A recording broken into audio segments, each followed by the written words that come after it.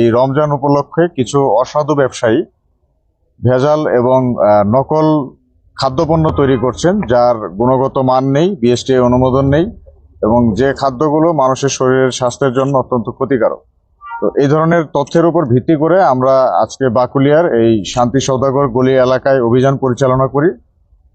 এখানে আমরা মোট 3টি এই ধরনের ফ্যাক্টরি খুঁজে পেয়েছি, যে ফ্যাক্টরিগুলোতে সরকারি কোনো অনুমোদন নেই, বিএসটিআই এর কোনো অনুমোদন নেই এবং তাদের যে খাদ্যের যে কোয়ালিটি, এই কোয়ালিটি মেনটেনেন্স করা হচ্ছে কিনা এই ধরনের পরীক্ষা করার কোনো মেশিন তাদের কাছে নেই, কিংবা সরকারি কোনো প্রতিষ্ঠান থেকে তারা এটার গুণগত মান পরীক্ষাও করে নিয়ে আসে এবং তারা নিজেরা বিএসটিআই এর সিলটাকেও নকল করে নিয়েছে।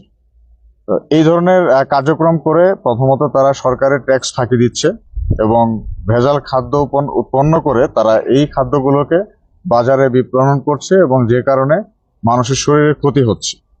তো আমাদের মূল উদ্দেশ্য ছিল এই ধরনের অসাধু ব্যবসায়ীদেরকে খুঁজে বের করা এবং তাদের শাস্তির আওতায় আনা।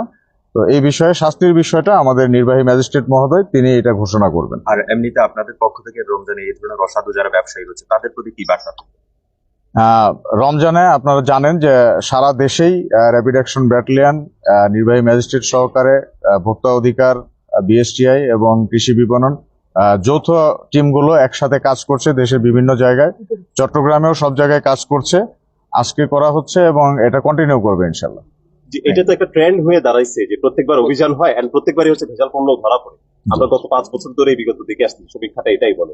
এটা স্টপ হওয়ার কোনো মেথড কি নেই? আপনার এর সাথে আমি একটু যোগ করতে চাই, এই প্রতিষ্ঠানে কিন্তু এর আগে অনেকবার জরিমানা করা হয়েছিল এবং বেশি আগে জরিমানা করা হয়েছিল। এটার মূল কারণ, এটা বন্ধ করার কোনো কারণ কোনো ওয়ে আছে কিনা?